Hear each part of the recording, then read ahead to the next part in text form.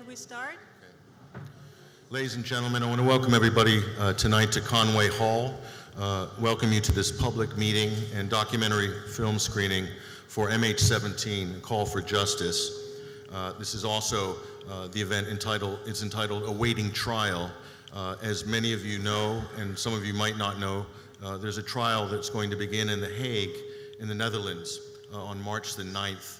It's going to be in a Dutch court where they're going to, they've been indicted 3 Russians and 1 Ukrainian. Exactly.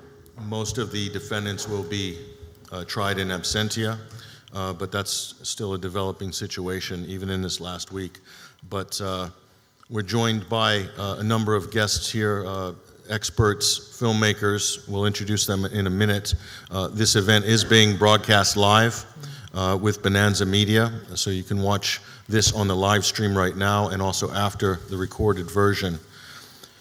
Now, what we're attempting to do this evening is to present new evidence that has come to light ahead of this trial in The Hague regarding the downing of flight MH17, which happened on July 17, 2014 over eastern Ukraine. And some of you might be familiar with some of the material that's going to be presented tonight, but many of you will not be, because a lot of what is being presented tonight hasn't been presented publicly before, not in a formal way. Now, I'm an independent journalist. My name is Patrick Henningsen. I originally was in touch with the filmmakers because I'm very interested in this story, and just recently they asked me if I would come and help facilitate the panel tonight, which I was very pleased to be asked, so I've volunteered to do that this evening. And I just want to first introduce the panel.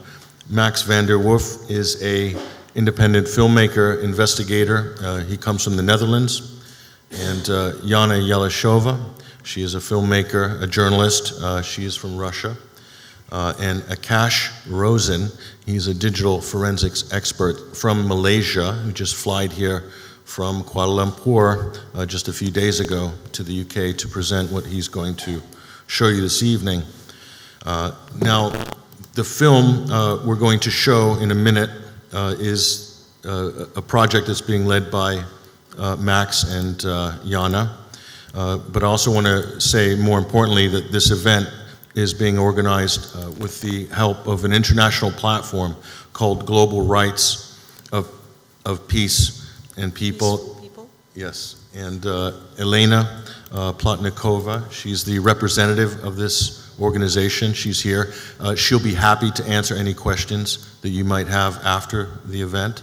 And also, we're going to have a Q&A session after we screen the film and after each of our members of the panel presents what they're going to present in terms of evidence regarding this case. So, firstly, I think we're going to probably go into the film.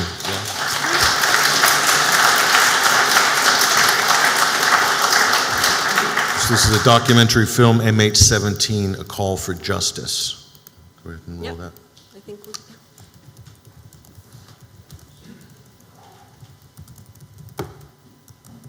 Some lights. Can you dim the lights?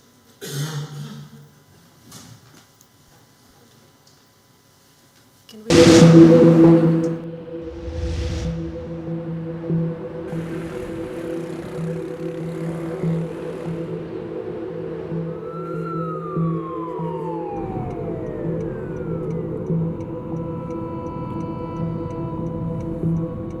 Hi, Max. Hi. Is it very early there in Europe? Yeah? And we're already in Mahathir's hometown, Alor Setar. Yeah, that's where we're gonna have an interview with him. I spoke with Mohammed Mahathir for the first time on the topic of the downed Malaysian Boeing 4 years ago. At the time, he was the opposition leader and stated that unlike the West, he doesn't see Russia's guilt in this tragedy. But now he's the leader of the country. And in the MH17 case, new details have appeared. So what will he tell me today, shortly before the 5th anniversary? Salam to Mahathir. Apa kabar? My investigative partner Max van der Werf is sure the Prime Minister will be diplomatic and will say nothing out of the ordinary. The Netherlands and Australia, they formally stated that Russia is responsible for the shooting of MH17. They are not really looking at the causes of the crash and who was responsible, but already they have decided that it must be Russia. We cannot accept that kind of attitude. Malaysian investigative team were not allowed to become a full member of GIT for the first 6 months, I think. Do you know why? This is unfair and unusual. The plane is ours, and there were Malaysians flying in the plane. They also died. So it's natural that Malaysia should be the first country that should be involved in the investigation. But they insist, well, they didn't insist, they just ignored us, took the black box and carried out their own investigation. Yes, Jana, here is the building of the Joint Investigation Team in Rotterdam. You know, I tried very hard, sent emails for a request for an interview with Mr. Westerbeke, with other people, with representatives. They all rejected to talk to us. They don't want to answer questions. They don't give interviews at the moment. So we have 000. Nobody is interested to talk about it. I told Jana that it was all in vain. I have already written the Joint Investigation Team more than 10 times. The answer is always the same. We will not give you an interview. We will not answer your questions. Max, but the head of JIT gave an interview to the Russian Novaya Gazeta. Now, of course, that's the liberal newspaper sponsored by the Dutch government. Right. I can't wait to see the important material that Jana brought from Malaysia. But while we are heading to the hotel, we are recalling how it was and how it all started 5 years ago at the beginning of our investigation. I interviewed a lawyer who called on the Dutch Prime Minister to transfer the MH17 case to an independent investigation at the UN. I'm not afraid from no one, so I took the risk. I urged the Prime Minister. I hold him liable. Because 3 months passed and the Dutch had not even taken the debris from the crash site. But Mr. van der Hoorn was pressured to abandon his idea. I came to get comments from the lawyer, but instead of him there were two strangers in the apartment. I asked Mr. van der Go if he could comment on him being pressured. Already told But you told Mr. van der Go not to come, right? That's true. That's true. That's absolutely and you true. tell me that he's not coming, but you want to talk to me, right? Absolutely. They suggested to make a deal and strongly recommended not to use the first interview with a lawyer. I'm interested in you because I know what you can do. I don't know.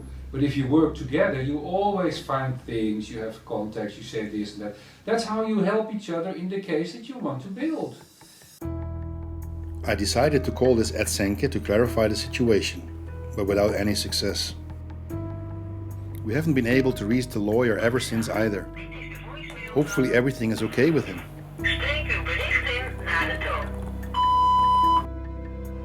While the Dutch investigation was becoming more secretive, the Malaysian side was doing a very important job, collecting the black boxes from the conflict area in Ukraine where the plane crashed.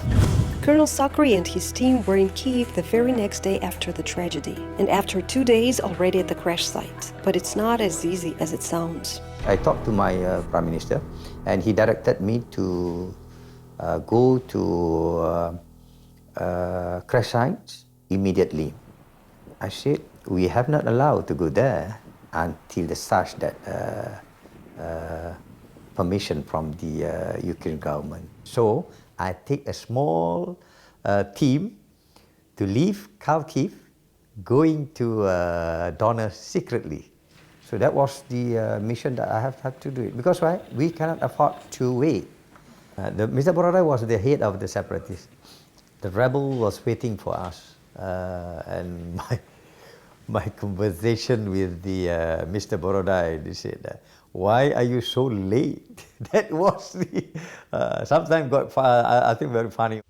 Our sincere appreciation to His Excellency. Я выражаю искреннюю признательность его превосходительству господину Бородаю. for giving us the opportunity. За то, что он дал нам возможность. And attain our request. At the rebel side was so welcome, and at the Ukraine side was so tense in terms of the situations. That was a blessing from Mr. Borodai to Malaysia. So no conditions? No, there is no condition at all. Malaysian experts have certified that they were not tampered with. Well, to manage that ballot box is not that easy. I was requested by the OSCE. They want the black box to be given to them in Kharkiv railway station.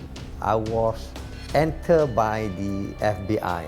They approached me to show them the black box. I said no. At Kiev, against the Ukraine government's forcing us to leave the black box to them. We said no, we cannot allow, and we are going to bring this black box to Fambaros. I cannot understand why must Ukraine involved with the in the investigation, but I do not know why Malaysia was not involved. Okay. Excluding one of the main aspects in this tragedy, which is the operator, Malaysia, yeah. From the investigation, it's against the rules. So if somebody in such a historical accident decide to violate so bluntly the law, the conclusion can only be they have something in mind. At least the result of this investigation team must be doubted because it is not the result of an objective investigation. Somebody was missing. A terror attack. MH17 was flying from Amsterdam to Kuala Lumpur when a Russian-made missile blew the plane apart. This is the work of Russian separatists. And President Obama tonight is confident this plane was brought down by separatists supported by Russia. They could say conflict zone, but they use this type of words. Instead of saying a missile operated by both sides, a common weapon, they say Russian manufactured book missile. And they leave out that the serial number is a missile that was in Ukraine's possession. And a Russian-made missile blew the plane apart. When you read something like that, you will feel somehow Russia is involved, even though it's a totally different issue. It's a political issue, it's a territorial issue, but now you'll feel, oh, Russia supplied this weapon, they used it, it's out of control, it's their fault. That's the impression you get. Yeah, this is all world politics lah. Boys, the bigger country, we are stronger, politically influenced in the world.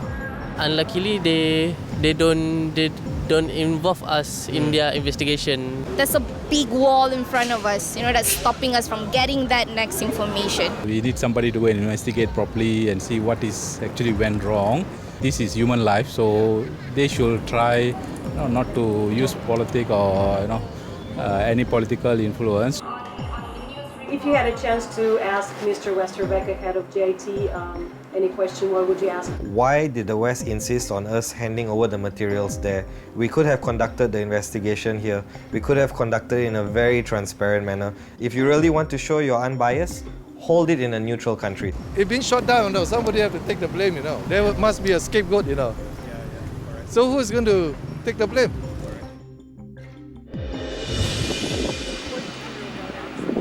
Wie denkt u dat het toestel heeft neergelegd? Rusland. Rusland, ik denk dat ook wel, ja. De Russen, ja. Vrij zeker. There was a thing from Russian, a rocket launcher, right? Je hoorde de John Kerry, je hoorde Mark Rutte, je hoorde Hillary Clinton, Obama. Je hoorde alleen maar Rusland, Rusland. Als je in zo'n verwerkingsproces zit, dan word je die kant automatisch opgeduwd. Dus ik kreeg een eikenwoede die ik niet kon. Dat mijn eerste gedachte was, ik ga erheen. That day, Willem Grootscholte flew to Bali, where he had met the love of his life. He was happy. His best friend Ron already had a hard time saying goodbye to his body, just to learn a few hours later that he had lost Willem forever. Je beseft het helemaal niet. Ik heb gehuild. Mijn dochtertje heeft mij voor het eerst zien huilen. Het was gewoon een echte vriendschap. We waren ook echt oprecht eerlijk tegen elkaar. Met scheldpartijen, met emoties, met huilen. Maar het was meer familie als vriend. Het is de eerste keer dat ik hier ben en het roept heel veel emoties op. Woede, onbegrip, onrust. Ik vind het monument mooi, ik ben blij dat ik er ben. Het is voor mij nog steeds een aardsbegrip dat het nog niet afgesloten is. Ik kan het nog niet afsluiten.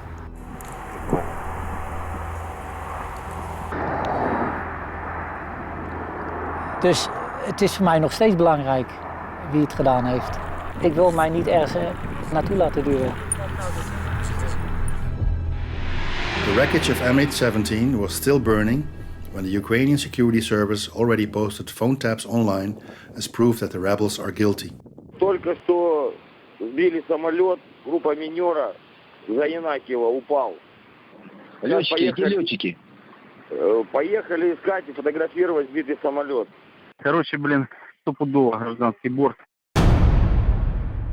Het Openbaar Ministerie verdenkt de 4 genoemde verdachten ervan dat zij nauw hebben samengewerkt om de buktailer te krijgen en in stelling te brengen op de afvuurlocatie met als doel een vliegtuig neer te schieten. Informatiebijeenkomst voor alle nabestaanden. One of the few things that the official investigation doesn't hide is that they accept SBU phone taps as evidence. Joost Niemeller, mijn vraag is, wat is de bron van de tapverslagen? Dat zijn vooral tapgesprekken van de Oekraïense dienst. Voornamelijk, zijn er ook nog andere bronnen? Nee, het is tapgesprekken uit Oekraïne, om het nog even simpel te zeggen. Ja. Записи, которые опубликовала СБУ, они утверждают, что это было 17 июля разговоры. Это правда? Ну, по крайней мере, разговор с боцманом, который, я говорю о том, что мы сбили Су-25, я нахожусь в Степановке. Этот разговор состоялся ранее, 16-го, а с утра 17-го я находился уже в Донецке. А как-то это можно проверить? Ну, естественно, это может подтвердить Великая Украинская СБУ, у которых есть биллинг моего телефона. То есть разговор, который они выложили, голос там ваш, я правильно понимаю? Да, голос мой. Голос ваш, разговор был, но был не в ту дату. Что еще? Но они перекроили все. Listening to Dubinsky, I was thinking about important information that I had already obtained about the first phone taps published by the SBU on the day of the tragedy. Hi. Hi, Akash. Diana. Hi. I'm Navid. In Malaysia, we found certified audio experts who prepare reports for court cases. They verified the authenticity of the phone taps for us.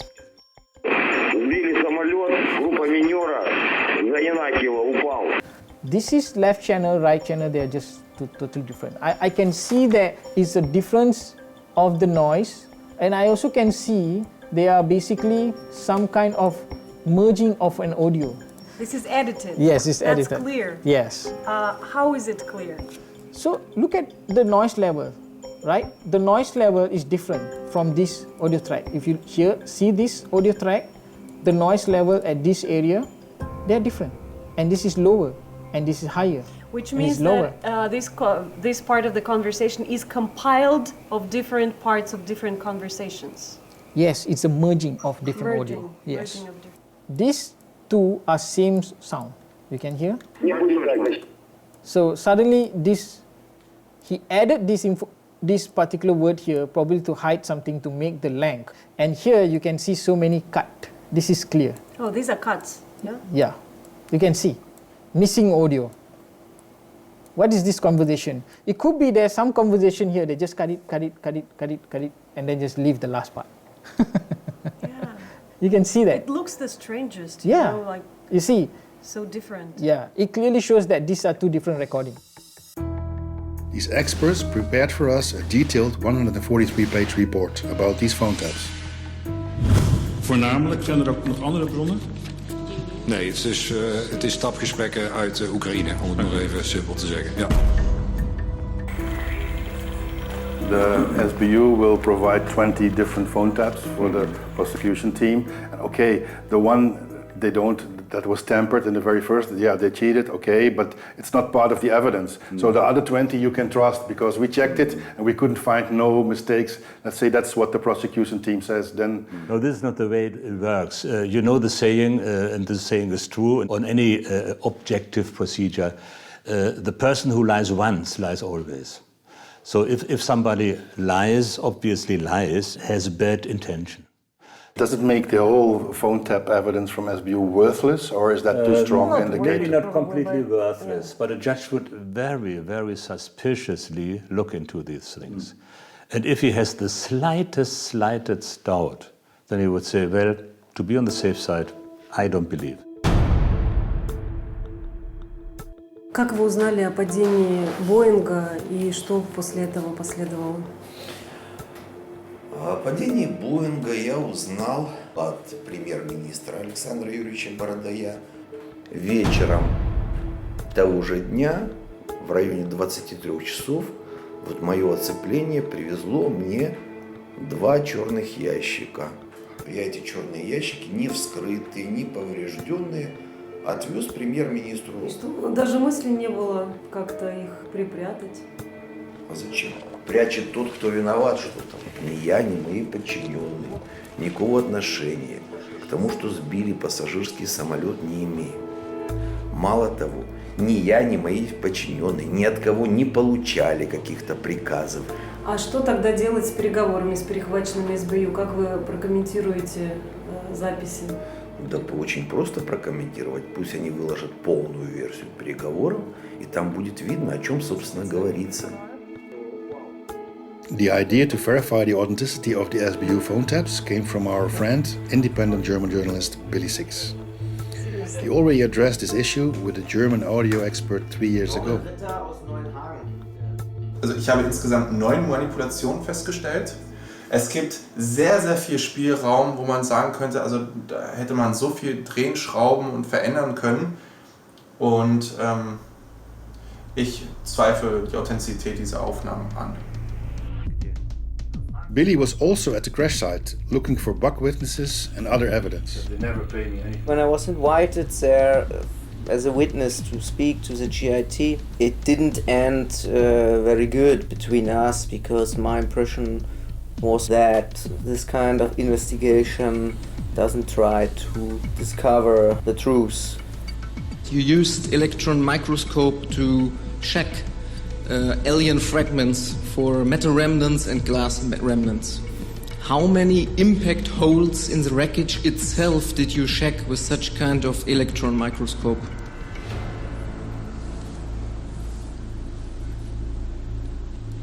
Nee, zo specifieke informatie is hier niet bekend. Dus dat zouden we na moeten vragen, maar hier kan ik die vraag niet beantwoorden. And I also wrote them emails and never ever got any kind of answer to the question, however I asked it. The attitude of the Dutch investigation towards the wreckage startled me from the very beginning. It took them 4 months to come collect parts of the plane for the first time. But a lot of the debris was still left behind. A year after the tragedy, locals showed us quite big and similarly important parts of the wreckage, part of the cockpit. We were also quite shocked that the local mayor refused to take them over. Зачем вот эту сенсацию делать? Мне она не надо вот это. Не надо. Я не хочу такой сенсации. Dutch journalist who accompanied the mayor didn't seem to be interested in the wreckage either. We had more luck with the head of a nearby village. She accepted the parts without any problem and promised to hand them over to the Dutch. Soon after the scandal with the wreckage, the mayor was removed from his office. These parts of the plane are in the Netherlands for a long time now, but they have never been placed on the layout of MH17. And 5 years on, we keep finding new ones. Тяжелый. Как вы нашли части самолета? Случайно в бурьянах наткнулся, как заблестела тут часть какая-то. Потом мы его погрузили с хлопцами, и чтобы убрать его, что надо было убрать, оно мешало. We handed over these parts to the administration of Petropavlovka, just like the last time. У нас есть часто Боинга. О, а куда ж мы его будем ложить? Какой он большой.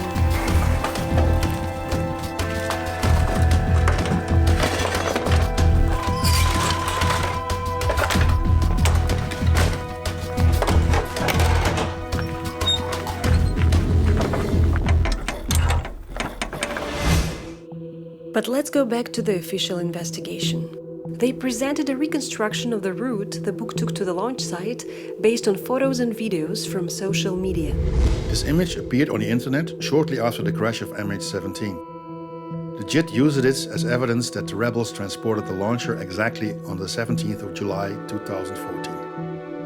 One of the experts in our team noticed an interesting detail in the photo, the silhouette of a man in the window of the building opposite the parking lot.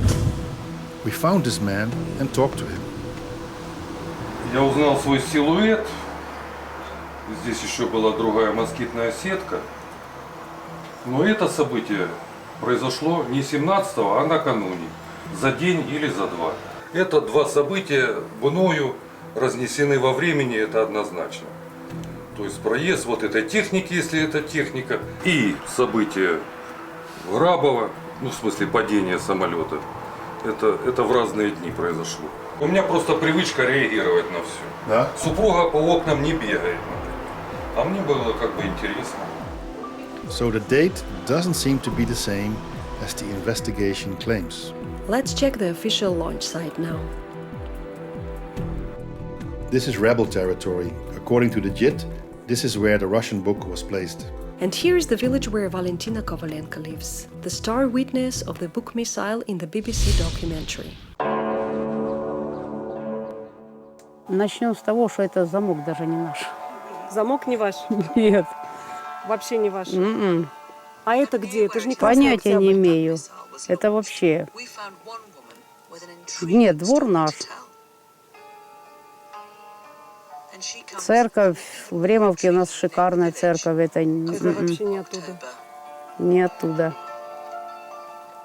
It is highly likely that attention to detail and accuracy are not the strongest sides of BBC correspondents. Therefore, we decided to help them and convey Valentina's story in more detail.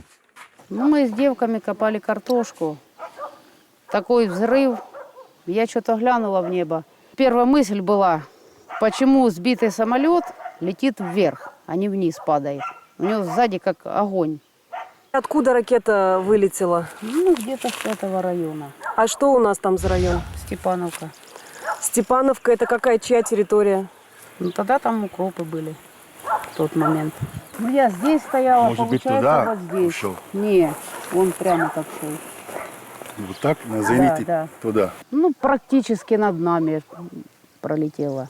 Но официальная версия, ракет стартовал отсюда, 2 километра отсюда. Мне ж сзади глаз нету, я ж спиной стояла. Когда мы услышали хлопок, повернулись, она уже летела. Понятно. The more we looked for the bug and its missile, the more confused we got. Our findings did not match the official version. Different dates, different evidence, different direction of the missile. Maybe even a different type of missile. So what do we know for sure after these 5 years? Два военных летело. Мы смотрим в небо, пассажирские, начали их обстреливать, и они поднялись прямо под пассажирский.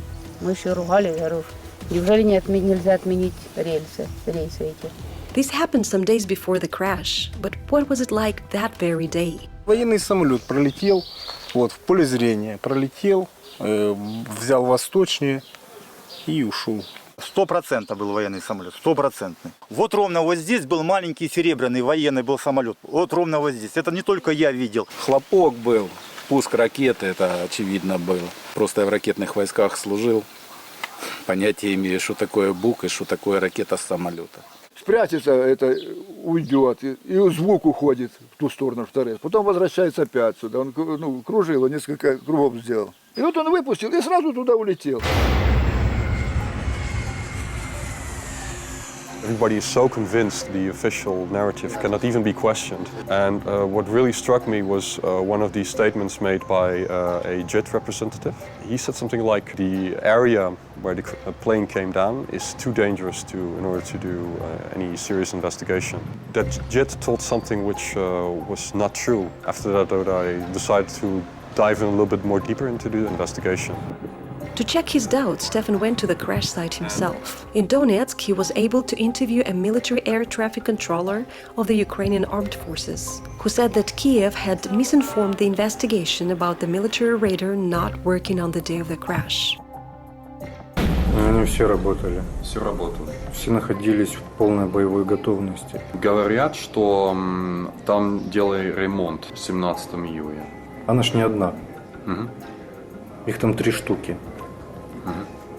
Именно на Чугуев. Да, там резервная станция, которая оттуда вылетала боевая авиация.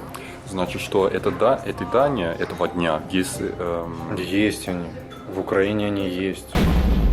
The Ukrainian government was fully aware of this danger. We have no indications that they warned anybody. So they obviously exposed the civilian aircraft to a real lethal danger. In this case, the organization, the Ukrainian government, who leads the investigation, could also be responsible for the crash by not closing the airspace. We are interested in the rule of law, in justice for everyone, irrespective of who is involved. We have to know who actually fired the missile, and then only we can accept the report as a complete truth. Freight floor.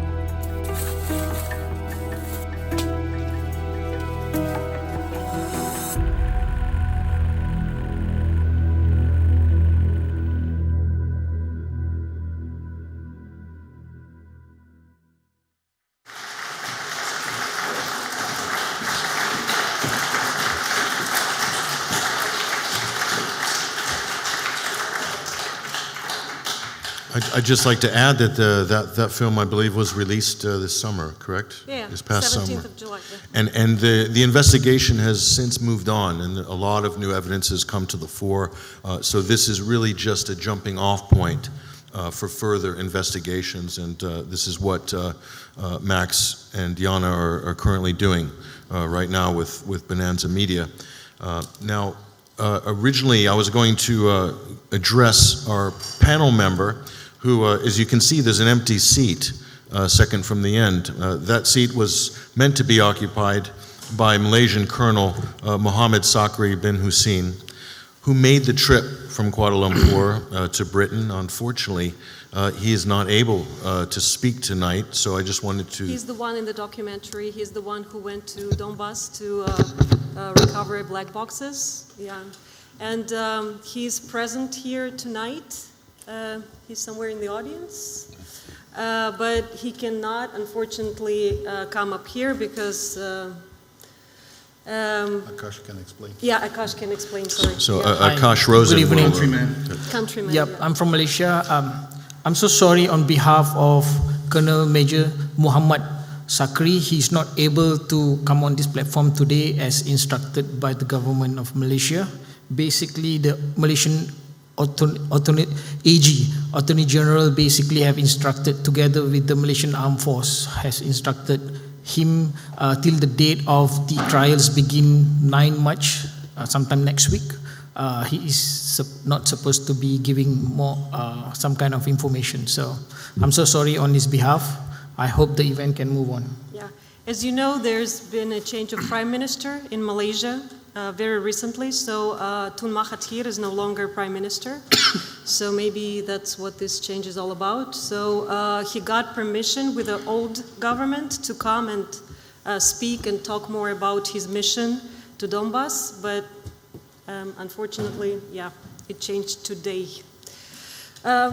Yeah, so... We were going to put a question to the Colonel regarding the controversy over what people had said was an anomaly on an official stamp. But I think you might be able to address that. Yeah, there were some Jana. discussions and some criticism about the stamp. As you can see now, the stamp on the document, it says security with K. So people started speculating that it's a fake document. But he signed with Borodai, the Prime With Minister. Borodai, yeah. And, well, I talked to the colonel and he explained to me that they went to Donbass urgently and secretly, as you got from our documentary, and they didn't have their original stamp with them. So they asked locals to prepare, to make a stamp for them. And they basically screwed up a little bit and made this mistake. So that's why it is an official document, but security comes with K. Am I right, Colonel? Where are you? I can't see you. Well, just on the Colonel regarding his part in the documentary, I just wanted to confirm that he was instructed by Ukrainian authorities not to leave Kiev, but he went on his own volition with a team into to retrieve the black boxes. Yeah, because he said they couldn't waste more time. And when he returned with the black boxes to Kiev, he was confronted by... No. He went with black boxes to Kharkov. And there he passed them on to his colleagues who took these black boxes to Kiev. In Kiev, they tried to take those black boxes to keep them.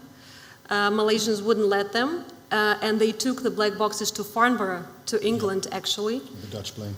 On the Dutch plane, yeah. That's how black boxes ended up in England, or, yeah. And he did mention the FBI was waiting for him, or U.S. officials, or something like this? In Kharkov, yeah, they approached him, but I would really, like for Colonel to explain that, but unfortunately he can't. I don't know much about that. He just mentioned that 3 or 2 people approached him, presenting themselves as FBI officers and asking. They didn't ask to take black boxes. They just asked to take a look at them. So when we asked how it was FBI, they were wearing FBI T-shirts. FBI, yeah. And they were Americans. Does this answer your question? Yes, I just wanted to clarify that. So our next panelist is a digital forensic expert from Malaysia. His name is Akash Rosen, and he's going to be sharing some of what you saw in the film, but he's also released a 143-page report on the digital forensics, the audio examination of the SBU, Ukrainian Special Secret Services leaked, wiretap, I would say, that was released right after the crash, just days after. No, a few hours, like 4 or 5 hours after the crash, they already put those wiretaps.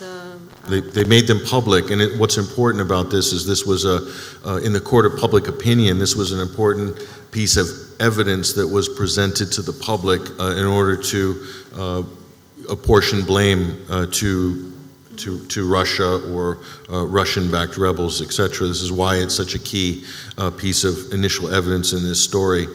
So Cash is going to... Yeah, and I would also like to add one small but important detail, that our choice of Akash's firm was not accidental. We chose the most serious forensic company in Malaysia. Their reports are accepted in court. So this is serious, legit report that can be presented in court as evidence. And to date, has anybody challenged Akash's... No, it's been 6 months, nobody challenged his report. So nobody was able to... Well, there's always some loudmouth people on social media, on Twitter, they're shouting, it's a nonsense report, and how can you come up with a guy from Malaysia? But this is a scientific forensic report, 143 pages, and no legitimate audio expert has come forward to challenge this. And Norman Ritter was a German... He's a German audio expert. And he more or less reflected some of the same conclusions that... He was the one who did it years ago because Billy Six asked him to do so. Yeah. And so basically, in this part, the criticism was that we analyzed wiretaps that are not part of official investigation. They're not part of GIT. But that was our choice because these were wiretaps that were put online a few hours after. So it is really, they didn't have much time to, you know, fake them properly, so to say, because now with the technology, it's really possible.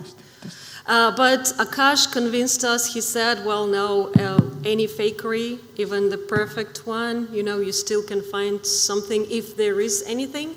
So we asked Akash to do a new analysis for us of other wiretaps that are part of the official investigation. Yeah. Akash, what have you been able to find? Hi, good evening, everyone. All right, I'm Akash Roshan from Malaysia. I'm an independent digital forensic investigative. I've been working for the last more than 10 years in digital forensic investigation, attending courts multiple times, mostly Malaysia, and I've been working, investigating many other regions, other countries as well. Enterprises, personals, family matters, and things like that. Of course, in the area of digital audio and video, I've done many investigation, verification of audios especially, right? So I was approached again by Yana and Max on other videos that's been released, which was also posted on YouTube. What I found was tempered, right? So here I have some presentation slides. Before I begin, right, I need to explain a very brief, basic layman understanding how an audio video works basically. So, and also what are the process basically to be able to submit any kind of digital evidence, and it's supposed to be admissible in the court of law, any court of law, right? So, as mentioned here, you can see, right? I'm free to open any question if you want, right, on this matter. Any digital audio submission as digital evidence to court of law, you need to have the original source where it was originally recorded or where it was stored, and also the details of the audio itself. So it's called metadata of the audio, right? So this is what we call the authenticity. I believe there's one part of the German expert in the video has mentioned authenticity is not known. Similarly, in this case, the authenticity of the audio tracks that was found in this SSU latest video, which was basically shared in YouTube, was not able to known, right? And of course, the audio must be done. The audio acquisition has to be done from the raw of the recording file itself. And it has to be preserved. And there must be some kind of documentation has to be done from the beginning where it was recorded, saved, stored, and how it was interpreted, exported, come out with the audio and presented out as an evidence, right? Just for your information, there's ISO 27K, that's basically a standard. Basically, ISO 27037. So you can actually have a look. This is a good practice, a standard method, processes of how any digital evidence can be used and preserved and submitted to court. Now, can the part of the audio track be exported from video? Yes, it can be, right? The part audio track must be clearly showing the source of media, as I mentioned, but in this case, it's not there. So this video, SSU radio interception between the terrorists, Boeing 777 plane crash, basically was uploaded in YouTube, and I performed the analysis, found the video has been tempered. Now, this is just basic. If you have any old video file, so it has a container where it consists of video stream and audio stream, right? So what I have done, I have taken up the audio stream and performed the analysis. Any video has both, right? So we extract from there, and there's there's a special command that you can run. Most of the IT guys knows this command, and he can view that. And most of the audio players can show if this is a video, this is an audio, this is how it looks like. So the stream 0.1 here is basically showing the details of the audio stream. So in this case, it is audio AAC 44K, 44.1 kilohertz. And it's a stereo channel. That means left and right should be the same channel, same frequency, and a 16-bit, right? So where is the source of the audios coming from? In this case, what I see, it has been intercepted by some agency. So I'm putting agency so you understand who I meant, right? So the agency is law enforcement. So they are using special audio to intercept. So there's some special devices they have. Normally this agency has to use them in order to, because of the protection perimeters of their country, right? So they have this equipment which is very vast, and it can capture the live phone calls. So when they intercept that call, there could be many audios in the range of that particular, live phone call. So from this intercepted audio track, what I have seen, I've seen many background noise of other people or some speakers talking. So I strongly believe there was some filtration has been done, and those filtrations basically has left some traces which I've seen. It could be some kind of addition as well over there, right? And of course, if there are certain filtration they are doing just to have those interceptions which is specific to a person, it has to be documented. It has to be basically written how was the process has been taken out, exported out, and how it was filtered. And this is what we have as a audio, exactly conversation between both, but it was not there as well. So moving on, agency-based audio recording. The audio recording format may be in different format. They may have some other format, but again, if those format, it has been documented in such a way how it has been exported, then it's accepted. But in this case, it does not. And for your information, any exporting file does not actually change the content. So what it does, the compression of the audios changes. So it's just a compressing the file, make it more smaller, right? So depends what kind of conversion format they have used. It has to be documented as well.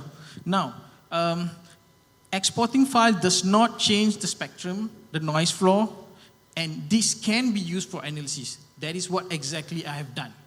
I will show you that audio in a while, how it's being done, so you can understand exactly how we can analyze those audio, right? And of course, the agency does not intercept calls, does intercept calls, so they have many recordings. So in this case, what I believe that there are many audios that have been recorded. It could be during the day after or before, which have some similar wordings, which that means to the case or to some event. So they probably have picked that and put it in the audio saying that, look, this is what has been spoken, right? So this is where the authenticity of an audio that's being presented on that particular day has to be shared, has to be documented, has to be basically submitted. So in this case, many audio files can be merged, edited, and shared, uploaded in YouTube. Now, the YouTube is a channel where everyone used to share their videos. So we can see that what is being done, there are text transcription of the video, like the next one, right? So this is the audio stream of SSU, Boeing 777 plane crash, book M1, which was dated 17/07, July 2014. So this is the video, right? What I've done, I've just took out the video properties, and I found that it has been published in 18 July 2014. And of course, these are the details of the file, which are the format that has been uploaded. When I find more details about this audio, The ID is verified, genuine ID has been posted. This is the first level of verification. If you look at this particular small sign, it shows that this ID is being verified and genuine by Google. So the owner has provided certain credentials showing that this ID is not an anonymous ID, it's genuine ID. So you need to know this. Then, when I perform more detailed analysis, last modified showing 9th November 2018, right? So again, we are seeing this has been modified 9th November 2018, but date of publish is showing as 18 July. So that's the date of modification. If you can't see that, I just enlarge that. I can see Friday, 09 November 2018. I agree this is on the YouTube side, but again, if you do any changes in the YouTube, it will basically show this date, when was it last modified. So if it was published on the 17th of July 2014, if it's not being updated, it won't show here. Now, what I've seen, what I've seen here, when I open up the audio, I'm seeing there are so many tracks here. So we have identified track A, track B, and track C is the person who basically has created this video. So that is not counted. But you can see track 1, track 2, track 3, 4, 5, and 6. This was the intercepted audio. So this intercept audio is basically the audio that was translated to text transcription. So I have analyzed all of them, and I found they are some tempered. How? I'll show you. The spectrogram level and the left and right channel shows it is a stereo channel, right? If you see here, it's clearly shown track 3 having different noise floor and different audio spectrum.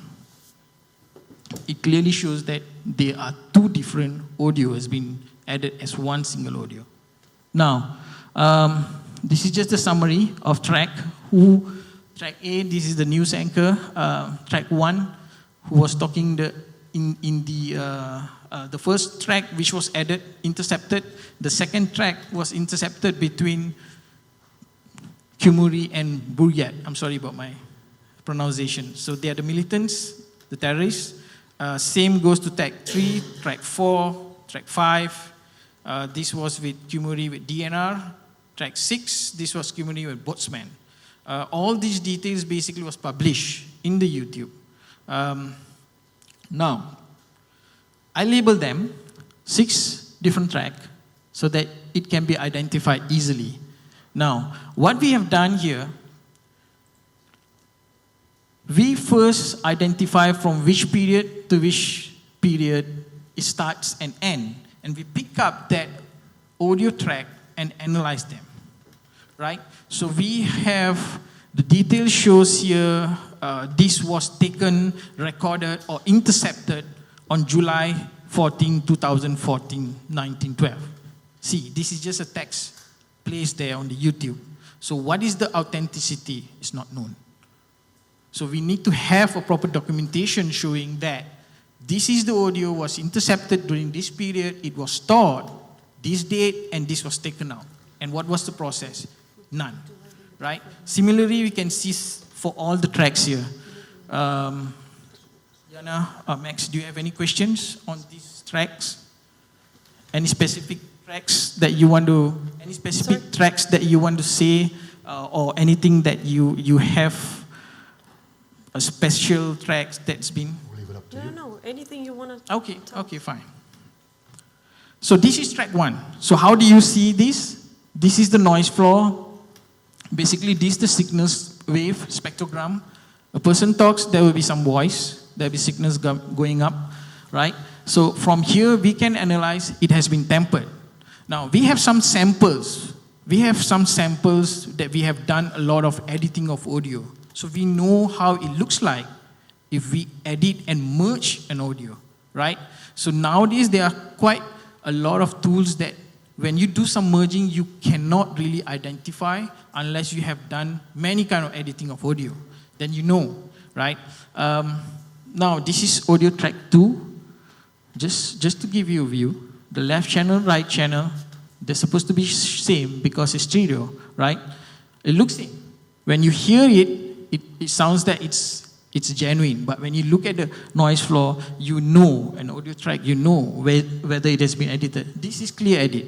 You can see left and right channel, they are not the same. So this is clear edit actually. They're not the same, right? Look at this audio, they're missing audio, missing audio, missing Akash, audio. Does it mean, just in a simple language, does it mean that what one person is saying, the other is answering not to this person, the other person is taken from a different conversation? Yes, yes.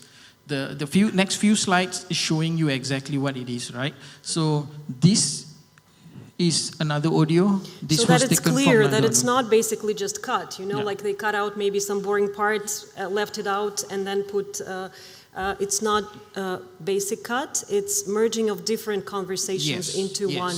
Yes. Okay. So there are 2 different audio here. Here we have seen a lot of merging, right?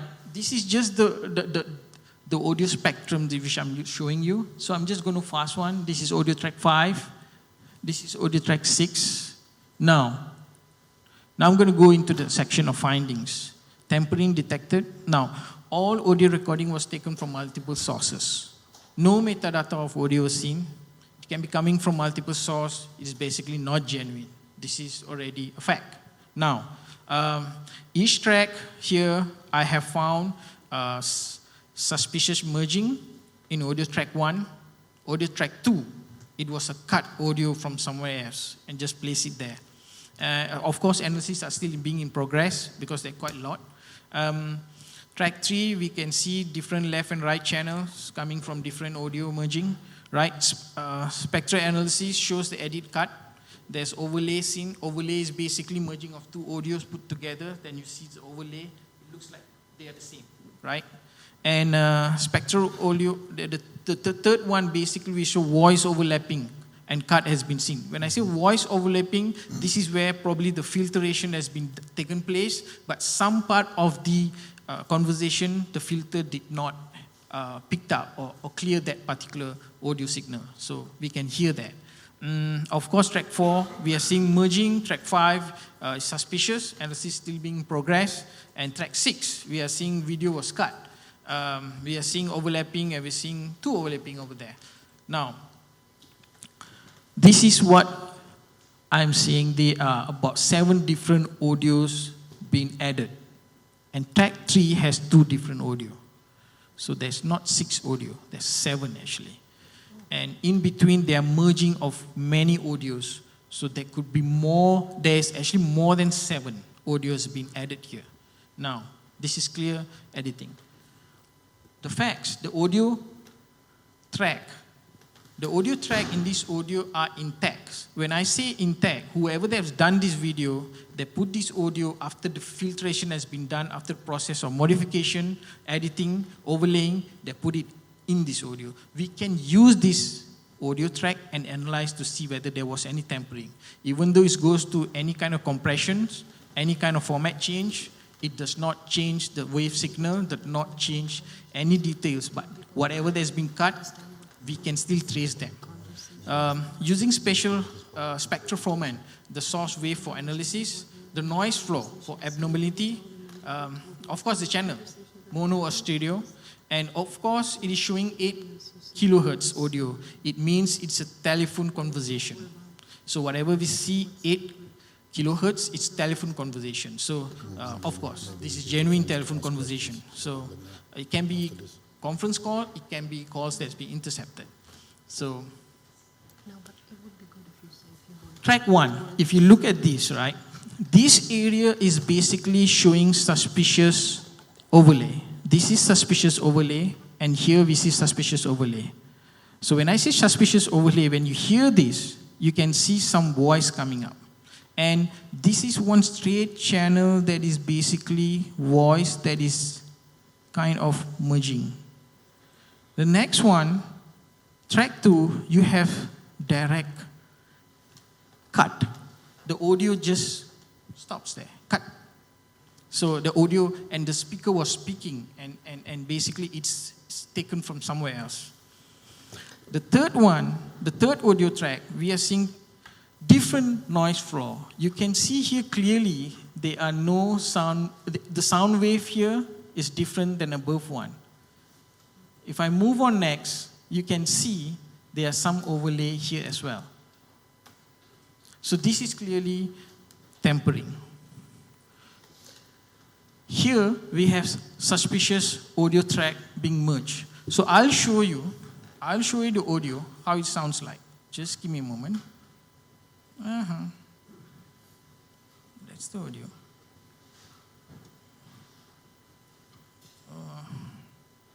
Okay.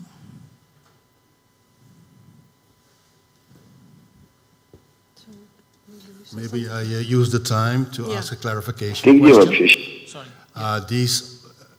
All these analyses are relevant because very important proof in the court case will be phone taps from rebels. And these are all tapped recordings from rebels.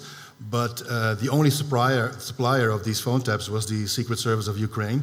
And you're demonstrating that this organization cannot be trusted because they are editing the phone taps. So the technical stuff is all very interesting, but this is my interpretation. Is it correct? Well, as long you can produce the authenticity of the audio, right? Then it's fine. If you can't produce, then yes. Mm-hmm. Okay. Right. And can you compare the first analysis you made for us and this one? This one was more, how do I say, like... The first one has more. The first one has more tempering. But again, as I mentioned, the sound wave and the noise floor, if you can see that there's no tempering, that's genuine. But in this case, as long as a merging is being detected, it's already been tempered. Well, it makes sense that the falsifications of the previous ones are more obvious because they had less time to doctor them, right? Yeah, I mean, this is my layman logic. Yeah, can you tell that these ones were skillfully tempered? Yes, or, yes. Or are they also very however, obvious? the tempering is done, it was done by some experts. That's all I can say. So in comparison to the first wiretaps that you analyzed for us, you can see the difference? I can see the difference, yes. I can see. It is a bit difficult to trace in this audio, but again, looking at track 3, when I first saw this, this is the way I see this. This is track 1. This is track 2, 3, 4, 5, and 6. So when I look at track 3, right, so I enlarge this area, you can hear it's clearly different. It's the noise floor. There is no any voice here. There is no voice here. It's two different audio that has been added in stereo. So this is basically not genuine to me. Ты где вообще сейчас? Ты одну или две привез, скажи мне? Нет, одну, потому что там у них пошла непонятка, ни на штрал не перекинули сюда. Я понял. Грузили, своим ходом пригнали. Смотри, ты ее не она своим ходом пришла или на трале? Перешла через полоску. А сейчас ты привез ее на трале, да? Да. Значит, смотри, ты ее никуда не Сейчас я скажу, куда ей выдвигаться, она вместе с танками Востока пойдет, ясно? Right. You can see, you can hear it sounds exactly genuine. But here... That's what I'm saying. Yeah. It sounds genuine, yeah. But if you analyze here, you were able to see there are two different audio. And let me just go to audio track 2, right? Sorry. Track 2, I'm just going to the end. Hear that. Не надо ее никуда прятать, она сейчас уйдет туда. Ты понял? Done. He's talking. It was just cut. Right? So this is some of the sample that we do to analyze. Let me just proceed. Where was I? Hang on.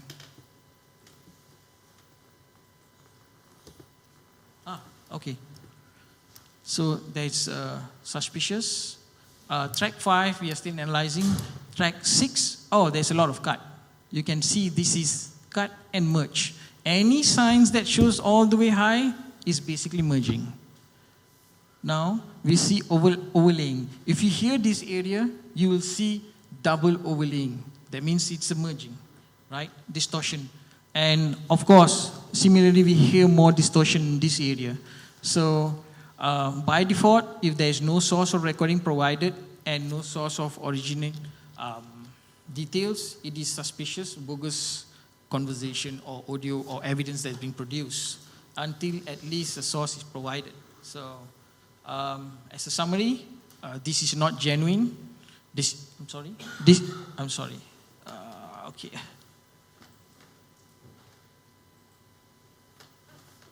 Yeah, this is not genuine, and the audio has no any detail of where it was coming from. We need to have the source of recording, the date and time, change of custody, interception process, high level, full documentation how this was obtained. Thank you.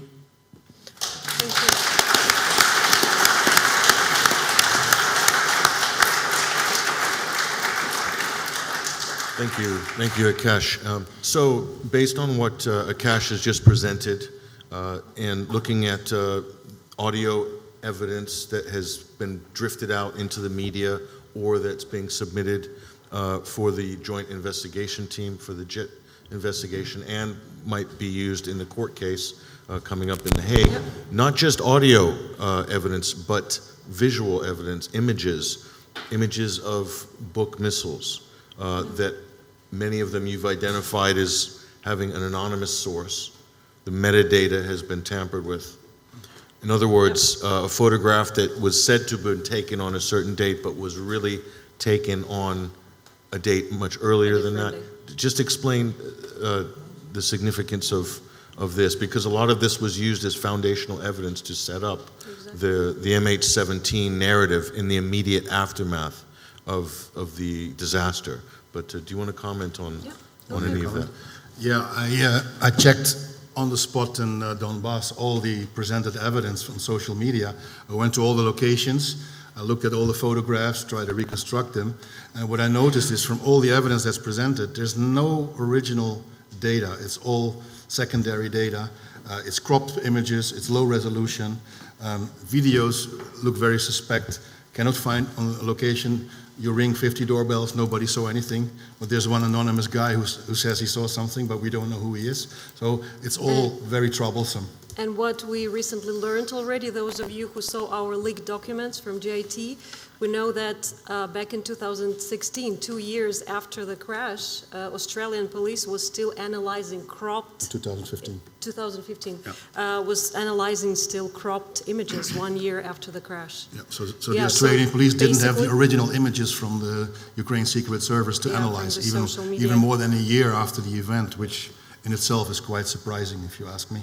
So, including images that were put out in the mainstream media, like Paris Match, for instance, that image of the Buk missile launcher, which presumably, according to the press, was a Russian missile launcher, came from Russia across the border into the eastern part of Ukraine, put into position, deployed, hit the airliner, and then was moved back to Russia. This is one of the main narratives, I think, from the Dutch. Very much first claimed that one of the photographers made the pictures, and it took them a couple of days to put them online with an article. Then later it was a freelancer who took the shots.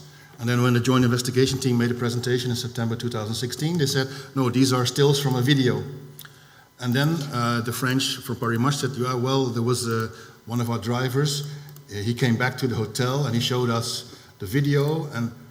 So the story changes every time. It's amazing how stories change. And you have to understand, we're trying really hard to look into this scenario of official investigation, and we haven't been able to confirm what they're saying.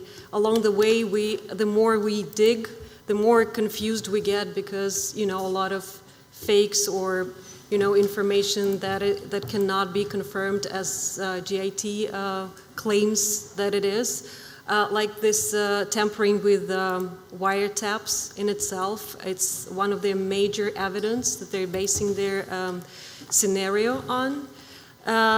So basically, really 5 years on, there are more questions than answers. We are, I would say, Max and me, with our research, with our latest trip to Donbass, we've been able, with help of donors, to go to Donbass. By donors, I mean crowdfunding. We're doing like live streams and videos, and we're asking people who want to support our project to donate. We've been able to make a trip to Donbass, and we found a lot of interesting... Based on the leaked documents we have, we found some documents with witnesses, right? We found all kind of witnesses, and we are making a lot of reports. We're at the moment doing a lot of reports, and one of these reports we want to present to you now. It's also interesting, and it has some relevance to what Akash has been saying. But without further ado, let's watch it, and then you can ask us questions. It's a 5-minute video, so it's not a long one. Yep.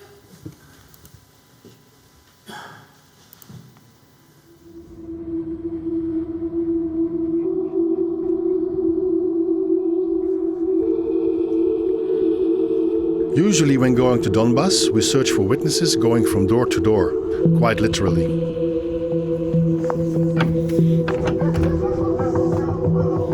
This time it was a bit different. We knew exactly who we were looking for. Alexander!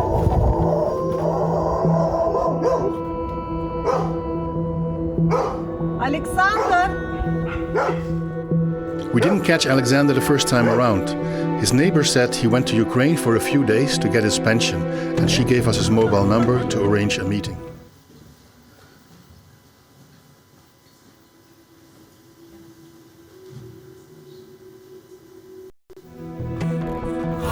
So we did, and a few days later finally met Alexander and heard his story.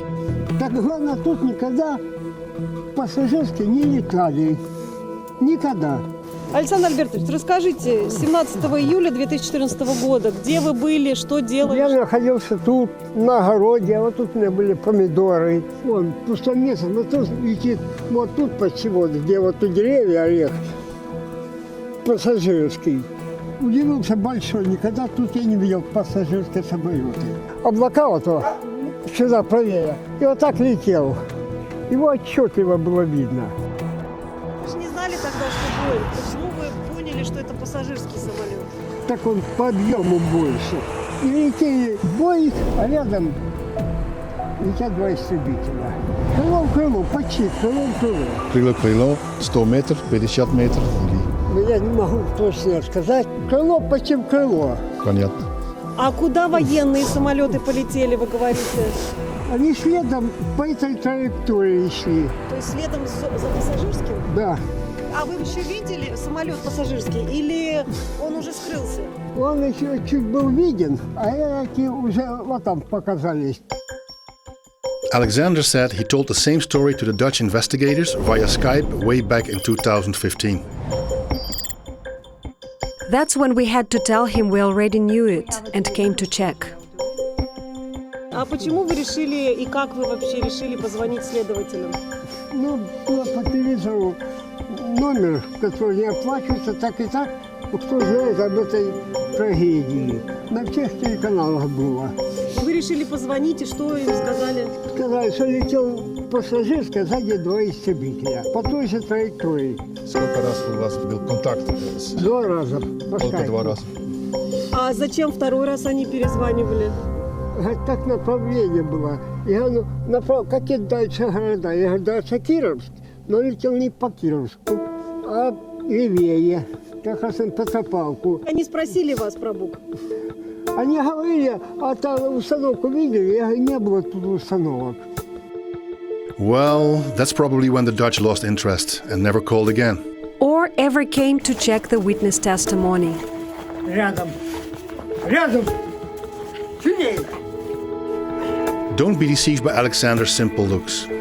Despite his simple, uneasy life, he tries to keep up with the modern world and is quite smart and analytical.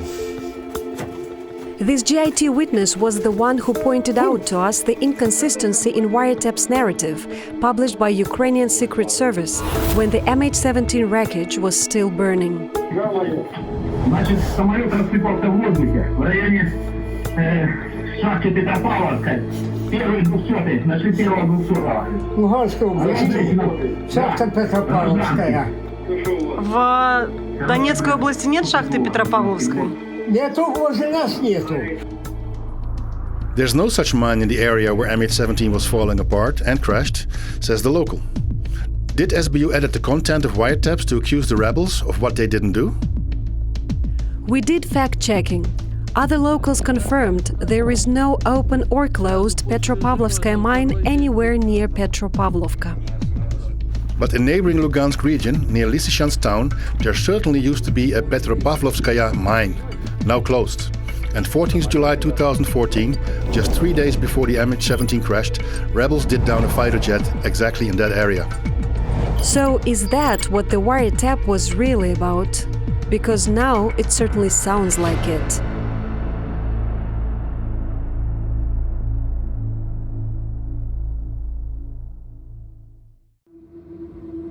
And it's quite smart and analytical. This GIT witness was the one who pointed out to us the inconsistency in wiretap's narrative, published by Ukrainian Secret Service, when the MH17 wreckage was still burning. Значит, самолет рассыпался в воздухе в районе шахты Петропавловской. Первый 200-й, значит, первого 200-го. Луганская область. Шахта Петропавловская. В Донецкой области нет шахты Петропавловской? Нету, возле нас нету. There's no such mine in the area where MH17 was falling apart and crashed, says the local. Did SBU edit the content of wiretaps to accuse the rebels of what they didn't do? We did fact-checking. Other locals confirmed there is no open or closed Petropavlovskaya mine anywhere near Petropavlovka. But in neighboring Lugansk region, near Lysychansk town, there certainly used to be a Petropavlovskaya mine, now closed. And 14th July 2014, just 3 days before the MH17 crashed, rebels did down a fighter jet exactly in that area. So is that what the wiretap was really about? Because now it certainly sounds like it.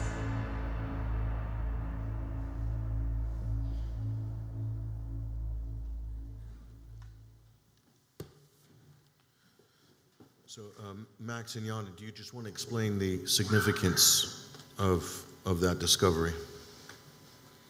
Sure. In a nutshell. Do you want to explain? I think it's important to preface this. Many people in here are familiar with this case, with this story. This was a major international event.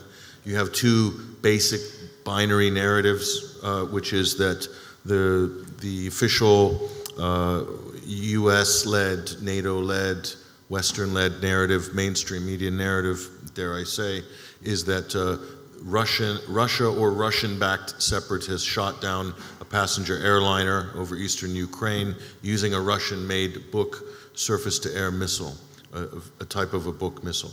And then the other side, the counter-narrative on this is that that might not have happened. What could have happened is that Ukrainian fighter jets may have shot down the plane. I'm not going to get into the speculation of by accident, intentional on either end of those narratives.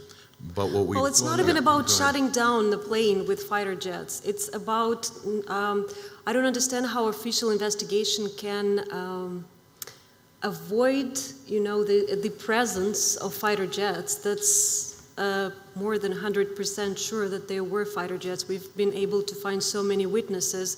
But what's amazing with this witness is that it was interviewed by GIT. Mm-hmm. So GIT absolutely got witnesses and not the only one. We know that for sure because we have a lot of leaked documents from GIT that prove that there were fighter jets in the close proximity to Boeing around the time of the accident. If you claim that all these witnesses are making it up or they're lying, then you're really a conspiracy thinker. Because you have more than one witness who's testified. There's dozens of them. And even, I mean, the BBC reported them the first day and they deleted that part. So it there's should be overwhelming part amount. of the investigation, you know, it should be considered in this scenario at least. Jana and I were looking at the evidence. We're checking the evidence. We're not claiming the official version is incorrect. We just say there's too many inconsistencies. And the complete story is Ukraine had working radar. They were flying with their military jets on the 17th. Why are they lying about this? So we caught them with faking audio taps. So this is getting very serious because they are the main supplier of all the evidence. And do you this understand? is what we have a very big problem with this official investigation for this reason. And just to reiterate, the members of the joint investigation team are the Netherlands, yes, the Ukraine, yes, and Belgium, Australia, and Malaysia. But Malaysia was not allowed. 6 months after. They GIT had was to ask to be included, correct? Yep. So they had to demand that they be included in this process. Is Russia included in this process? No, of course not. So Ukraine is included, and you have evidence that you believe is fairly irrefutable that there was manipulation in audio wiretaps. Akash made his case very Yeah, clear. he's a professional. He's an expert. So. And that's backed up by other analysts as well. Yeah. And also the visual evidence as well, that there was manipulation with metadata, with photographs. It's not primary evidence. But to reconstruct what really happened on that fatal day, there has to be the Ukrainian fighter jets in the mix. It could be that rebels or Russian forces did have a book after all, and that they tried to fire on the jets and they missed and they hit the civilian plane. Then it's already a very different story compared to there were some drunk idiots and they shot down a passenger plane and there were no other planes in the area. So we just want to know the entire truth. So there's a lot of emphasis and a lot of credit and adulation's been heaped on open source investigation. This is like the latest trend. This is being championed in the media. The mainstream media quite rely on open source AussieNet investigations, and groups like Bellingcat, for instance, that have presented a version of the story that tends to get reflected by some of the bigger media outlets, print and also broadcast. So, but do you think that the problem is in the process of the investigation, where if you have a narrative and then you go to try to assemble evidence that you find online to fit a certain, predisposed narrative, rather than you're taking a different approach to your investigation, aren't you? Well, we don't know what the JIT has. We're very curious. But when you're watching the court proceedings, then watch how much of official evidence you get to see, the original evidence. So an anonymous witness can be tampered, also can be a fake witness. SBU stuff that was given to them, phone taps, everything. How much is really reliable?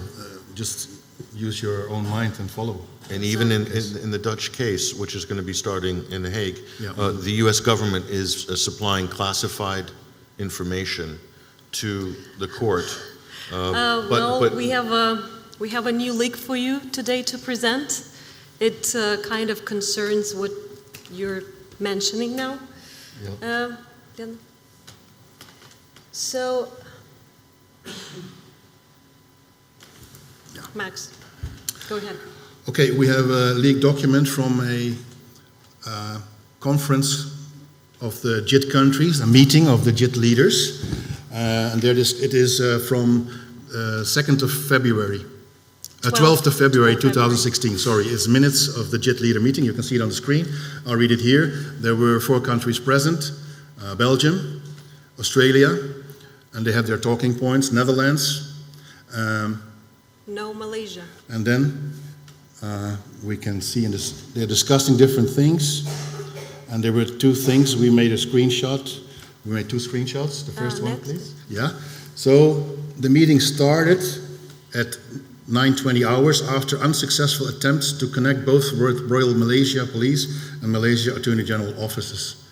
So it's quite surprising they couldn't Reach fix any Malaysians, so they decided communication. to proceed without them, discussing sensitive issues. So that was surprising to us. And What was the issue? the second screen, maybe I read it all out loud. You can read the yellow and the green print. So one of the persons, from the Netherlands, says in this meeting, there's a lot about this subject in Dutch media and parliament about satellite pictures. It appears people are just beginning to read the Dutch Safety Board report in detail, and questions are arising why this report did not receive primary data from the Russian Federation nor from Ukraine. So this question has been answered by both nations, but it's being questioned by the media.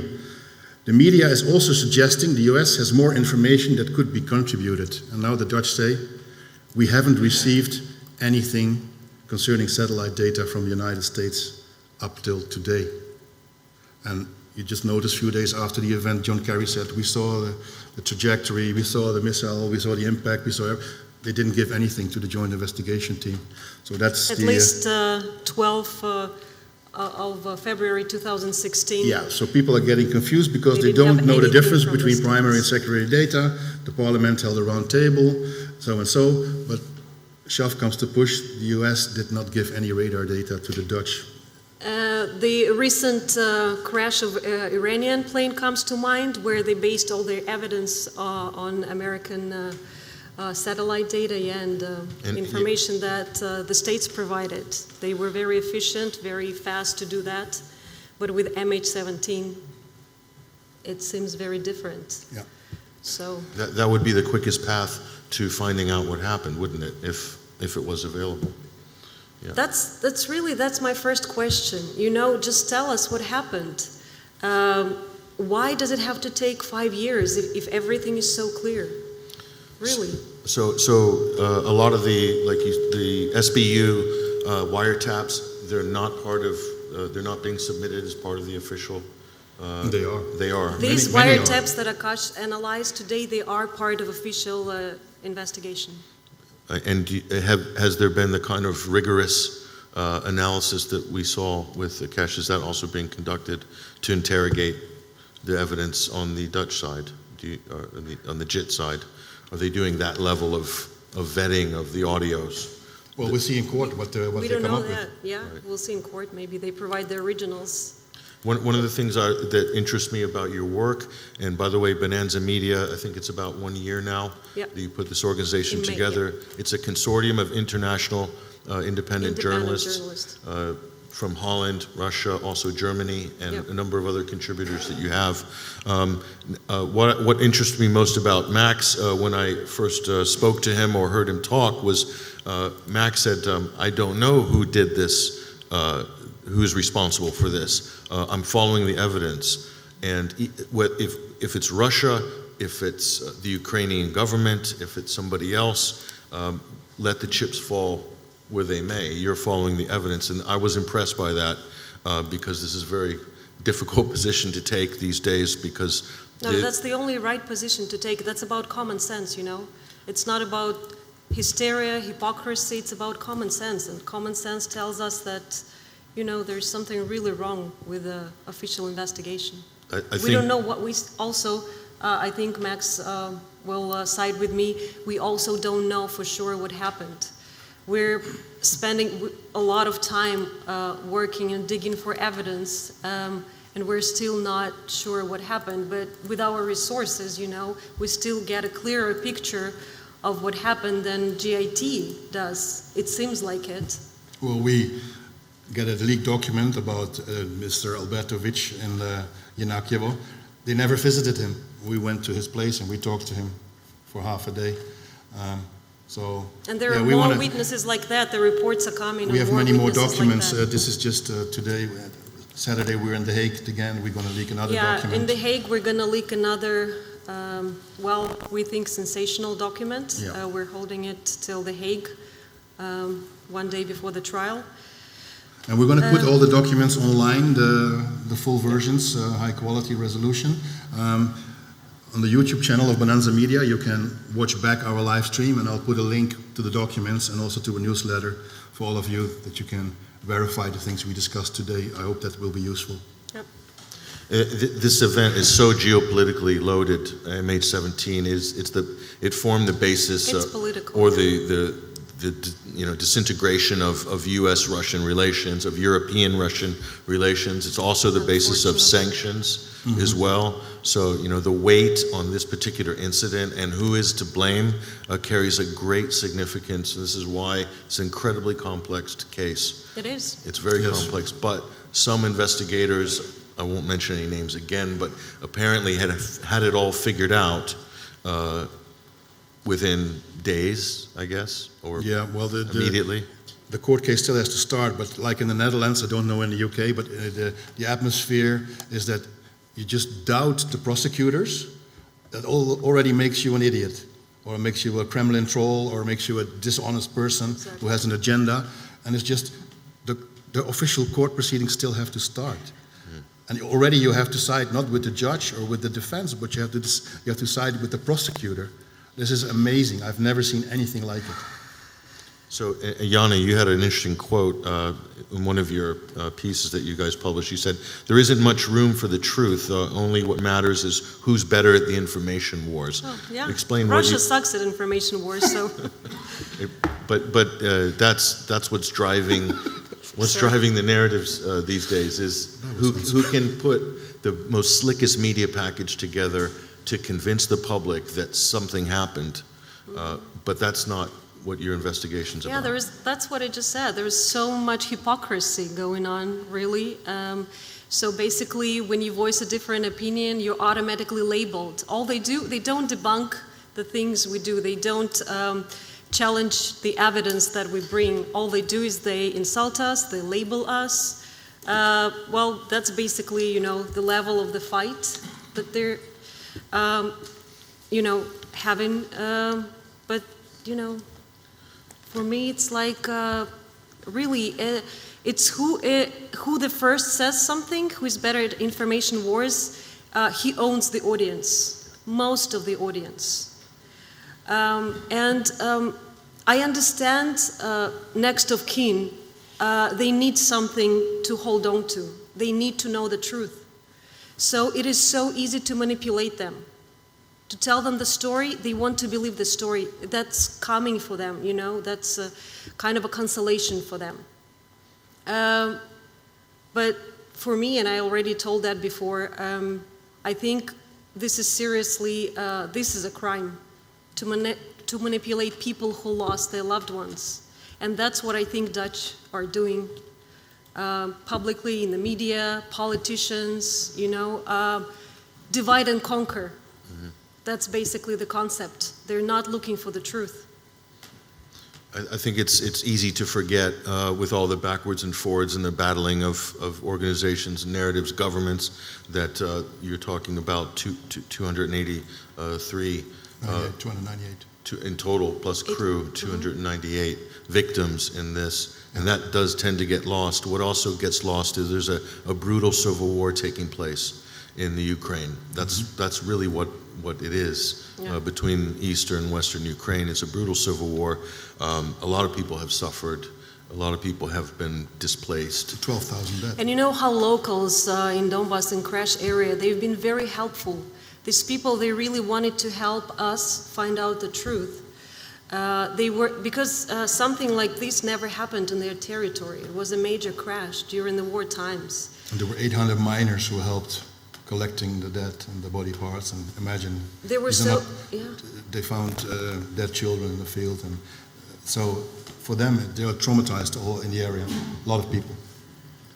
So it's easy to want to take a political side or a geopolitical side in this for a lot of people and organizations, and you've tried to stay clear of that as much as possible. Yeah, I'm appealing all for common sense, Let's be about common sense. So we'd like to open up a question and answer session, and I believe we might have somebody helping, spotting in the audience, and then if anybody wants to start, for any of the panelists, Akash, for Jana, and also for Max. I think Yelena's going to come down. I think along this side, middle, this gentleman has his hands up.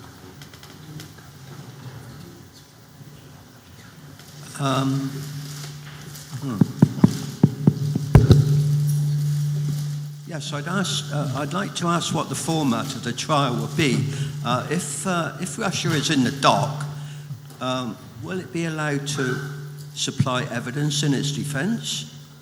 Did you get the question? Yeah, well, there's one of the accused, Oleg Polatov. He hired a team of lawyers, So there is going to be a defense. There was first talk about there would be a trial in absentia, nobody would show up, and then the Dutch prosecutor could just do his case, and there were some lawyers appointed by the court. But now there's going to be a serious defense. There's a Dutch law firm with 18 lawyers. They're going to do all the defense, and there's one Russian lawyer also involved in the team. So it's going to be very interesting. The prosecutors, sources say they have compiled 30,000 pages of evidence against the suspects. So the lawyers probably have to study all the 30,000 pages, and they're going to challenge every part of the evidence that the prosecutors are bringing up. So it's going to be very fascinating to follow this, how it's going to unfold. Is that an answer to your question? Well, I mean, are these really independent people? Independent lawyers, you mean? Yeah.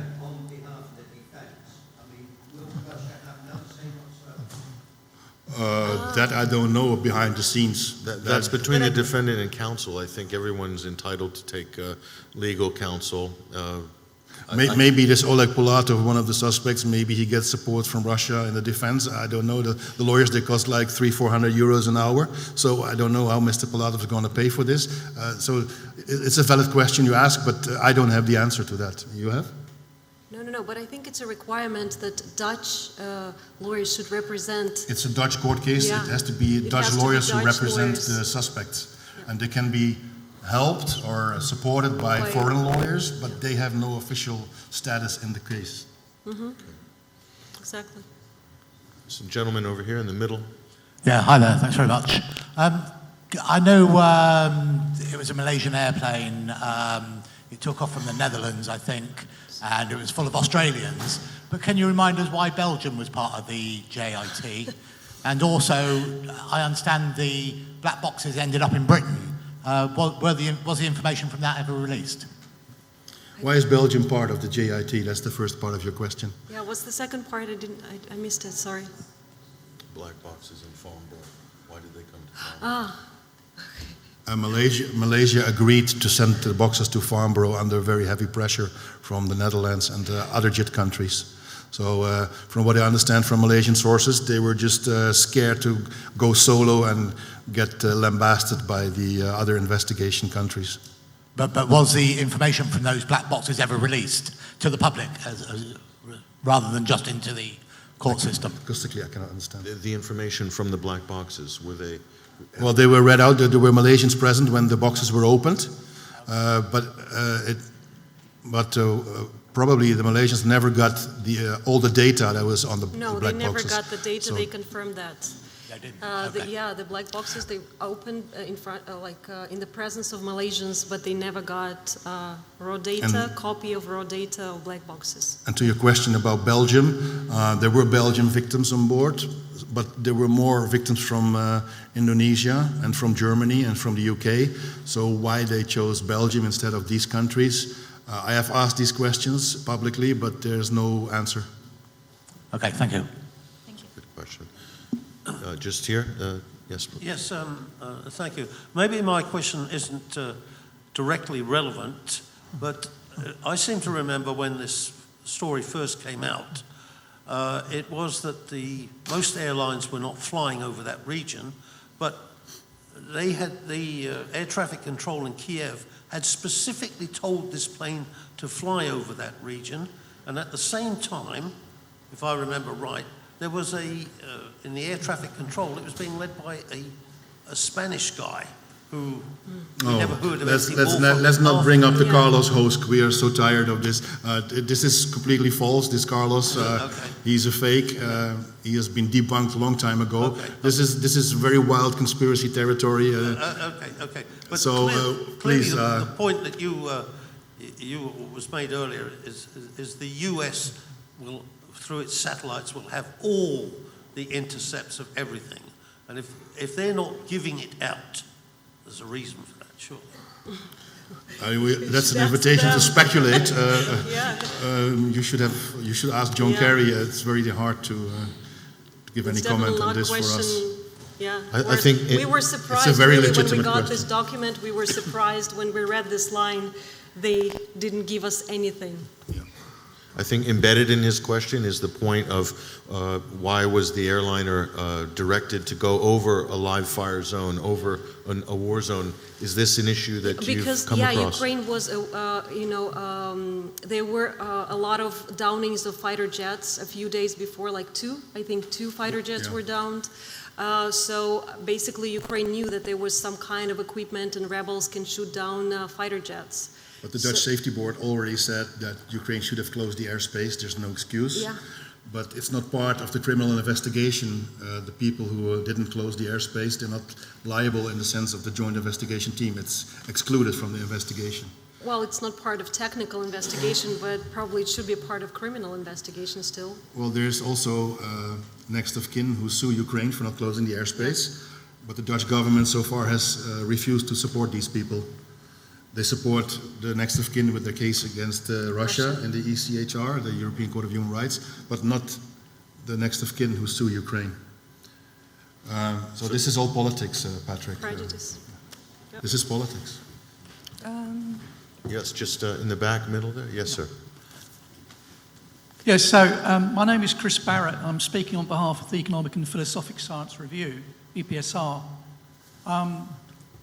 It seems to me, look, there's not going to be any justice because what you've got is a fascist government in Ukraine being backed by the US empire, and that this is a government that is supported by the Maidan movement who wave swastikas, and that, in fact, there are now so many disgusting incidents of imperialism trying to win public opinion to its side in the most disgusting and despicable way.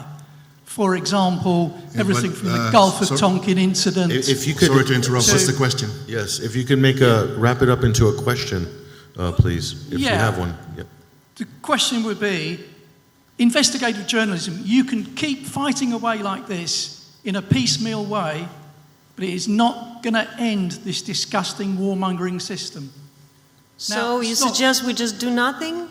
No, by all means carry on the investigation, but then don't stifle the voices who come to a conclusion, which is my conclusion, which is fight imperialism, end the system of capitalism, which is causing all this warmongering and all this fascist, disgusting excrescence coming back. It's more like a statement than a question, sir. And Jana and I, we really try to stay away from politics as much as possible because this is we regard this as a forensic case, as an investigative journalist case, and of course, geopolitics already, of course, this investigation. Yeah. But we try to stay away from that subject. It's others who can do that much better than us. It's exactly. like people like Patrick, for example. Just in the back, Lana, in regards to your divide and Lana, Jana? One front.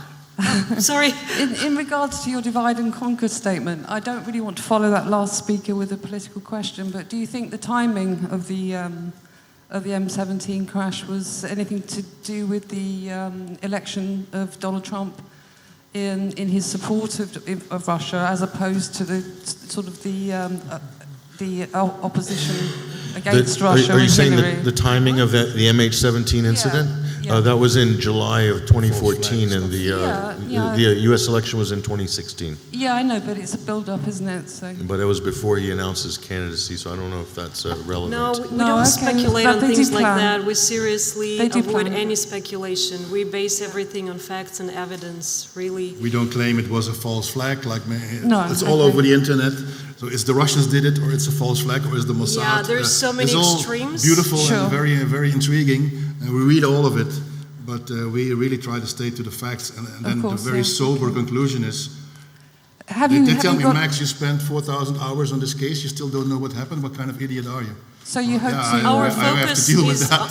You hope to sort of find out more as the case goes on and to find out who's responsible, and then obviously we draw conclusions from that. Well, after 5 years, there's only 4 suspects who are involved in the transport and in organizing, but the people, the crew and the people who pushed the button and all that, it's still unknown. We're still waiting for that. And we have to see how strong the evidence is that the prosecutors are going to present against these 4 men. and what the defense is going to bring against them, and eventually how the judge is going to make his conclusion. And then we have to see if Australia and the Netherlands, who hold Russia responsible, if they, as countries, are going to start a case against the Russian Federation.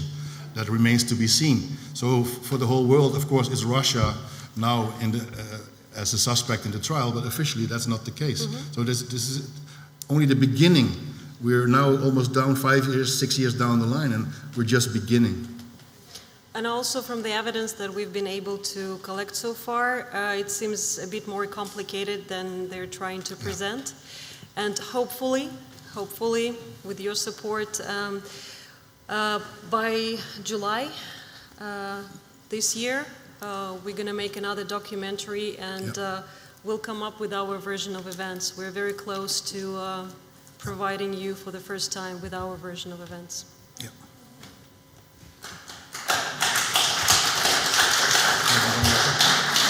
I think we just have time for one maximum two more questions. Do we have one in the back? So Akash mentioned that the YouTube account was verified. I have a YouTube verified account. It doesn't really mean anything. Is there any suggestion that this is an official Ukrainian verified account for YouTube? And there's nobody who says it's not the official account. Okay, but that doesn't mean it is the official account. It is the official account. Oh, okay. And two, if that is the official account and these are falsified, taps. Wiretaps? Audios, then what is the implication of that? Is that implicating the entire Russian government, factions of the Russian government, or rebel separatists within the Russian Federation? It's not Federation. He's got that backwards, actually. Yeah, it would be implicating the Ukrainian government, actually, because that would have been, right, SBU. Not government, but SBU, Secret Service, right. they tempered. Not Russia. If that was, if indeed it's tampered with, as the evidence appears to suggest. Well, it seems to me quite obvious that the defense team is going to invite Mr. Akash to give his presentation to the court. And then if the phone taps turn out to be doctored and tempered, some are real, some are doctored or tempered, then it remains to be seen how the judge will respond. But in our documentary, we had aviation lawyer Professor Gimula explain that once a thief, you're always a thief, and if it cannot be trusted what you're bringing in, then why should we trust you with the next stuff? So this is pretty straightforward, I think, but you never know how the judge is going to rule. I think with the question that he was asking also speaks to the motivation. If there was doctored wiretaps, that means that there's a motive there. That why would you doctor them in the first place? That's the question. What is the Very intent? interesting question, That's the Patrick. question. And that's what the court would be looking at if they were looking at that piece of evidence. One last question.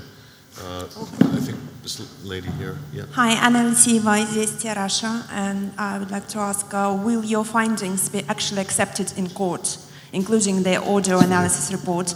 And what is the reaction to your findings here in the UK and in the Ukraine? Thank you. Do we know about the reaction in the UK? We know that Dutch mass media ignoring our findings. Yeah. So Bonanza Media is the first journalistic group that is leaking documents. So I get the feeling everybody is a little bit jealous, and they're just ignoring us. It's just like our documentary is watched almost 300,000 times on YouTube, Call for Justice, but it hasn't been unreported in the Netherlands and in the UK. Like official media just ignore us. Yeah. And then in Russia we get a lot of attention, as you know, but then it's, but that's because they work for Putin and you get all this.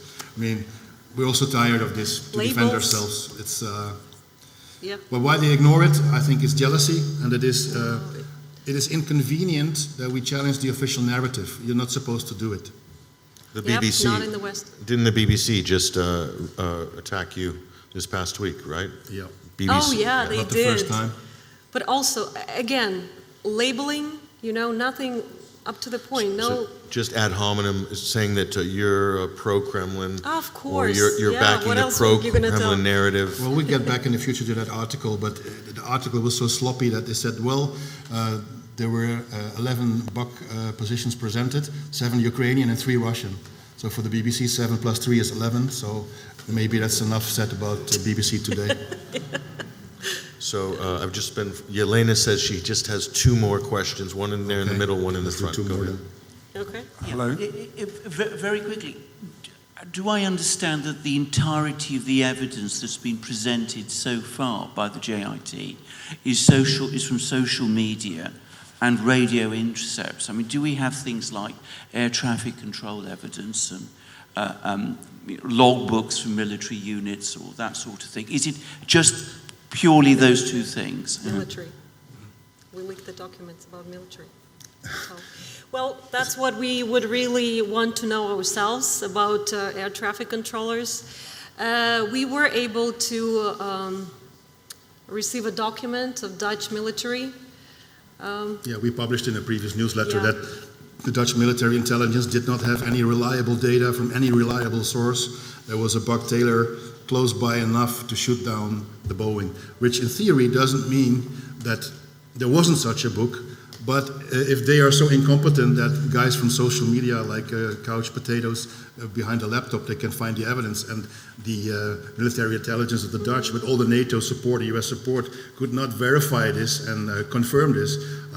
It's going to be very interesting to see how the court also responds to this. Yeah, and this military, Dutch military intelligence letter was sent 1 week before GIT had its press conference. And at this press conference, they were very sure that it was Russian book. Yeah. That was the narrative. But 1 week before that, Dutch military intelligence writes a letter that it doesn't have any evidence that any books were in a position to hit MH17. To answer your the question more precise, what the JIT has presented so far to the public, it is really very inconclusive, and all the things I checked on the spot, it doesn't add up. So it doesn't mean they don't have proper evidence, but we'll have to see in the court. But so far, what we have seen is very underwhelming when it comes to the overwhelming evidence that was claimed for all these years. They have to come up with something really better than what they've shown so far. Last question?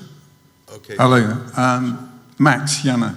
Thank you very much. I'm one of those people that takes the sort of evidence that you put together and try and fit it into a pattern. And my question to you, and I guess the question for all of us, is what do you expect from the trial? And given that all these events, and I could reel off a whole list, but I'm not going to take up anyone's time, all these events are linked. They're all systemic. How do we actually move beyond what you're doing, which is the individual cases, which are clearly, to any sane, rational person, not being presented as reality? The reality is not being presented. Perceptions are being manipulated. How do we move beyond that? But more specifically to you, what do you expect from the trial? Because my expectation is actually pretty low in terms of what the outcome will be, because we've seen so many instances where diligent people have really put in a huge amount of work, which really shows us what's going on, and we are eternally grateful for that. But the problem is that the juggernaut seems to roll out without so much of a bump in the road. Yeah. Well, we're going to proceed doing our job step by step. As for the court and our expectations, we have very few expectations. And I trust Max's judgment on the court because he's Dutch. He knows his countrymen better. He said it's going to be a kangaroo trial, right? Well, kangaroo trial, they have to convince me by showing all the evidence, and not just, it really comes to this. There's evidence from the Secret Service of Ukraine, which is a very doubtful organization, torturing people, etc. Tampering evidence, showing pseudocide people, like Babchenko case, the guy is dead, the next day he's not dead, they set it all up. So this kind of, and then you have anonymous witnesses, that's going to be a very important part. How can we verify the anonymous witnesses? Then there is classified data from the United States military. What are they going to show us that is really convincing and that we, everybody, open source intelligence, can verify? Also, so I have my strong doubts that they're going to show it, but maybe I'm wrong. Yeah, I just wanted to note that all our witnesses are not anonymous. We have real witnesses and you can all go and check them Yeah. if you want. Just saying. And yeah, Yelena? Thank you so much, everyone. This has been a great event. I work in IT, so I found Akash's presentation especially brilliant, and it was so interesting to hear his methodology and everything. Yeah. Thank you. And so, I agree.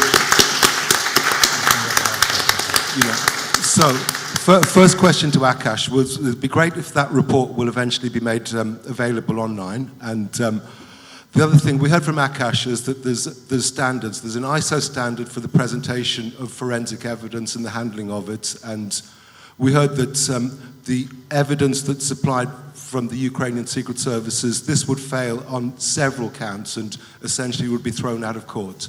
Right, so I don't know about air crash investigations, but they have processes, protocols, and procedures as well. You must have looked at a lot of them. How similar or how different was this investigation into other ones? Because it seems like things like sometimes satellite data is available, other times it isn't. And again, it's difficult for you to say, but how seriously are the people and diligently are the people working towards finding out the truth on this investigation?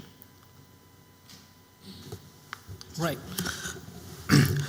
As I mentioned, thanks for the question. As I mentioned, actually, any kind of source of any digital evidence to be presented, there must be some kind of source that you need to validate. You need to mention where it was coming from.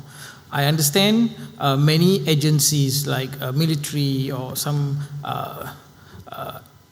kind of secret services, they will be having some kind of intelligence to gather those information, as long it's given to the authority and as long it's presented and it can be shown to the judge, right? It can be shown to the judge and judge is able to understand that and shows that its validity and authenticity, it can be accepted by the court of law. It is fine.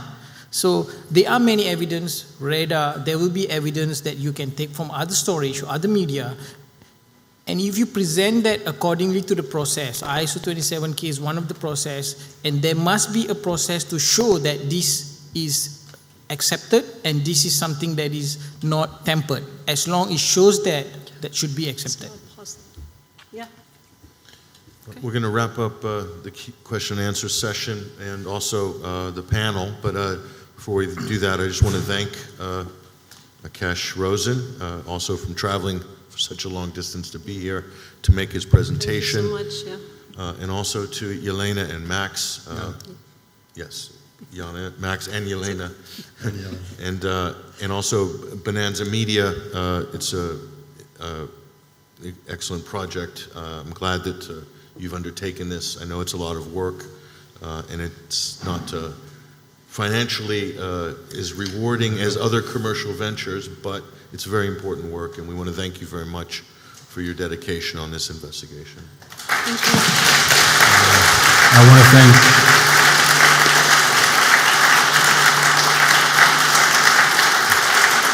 thank Patrick from 21st Century Wire for gluing everything together. Thanks a lot. Yes, thank you, Patrick. Thank you.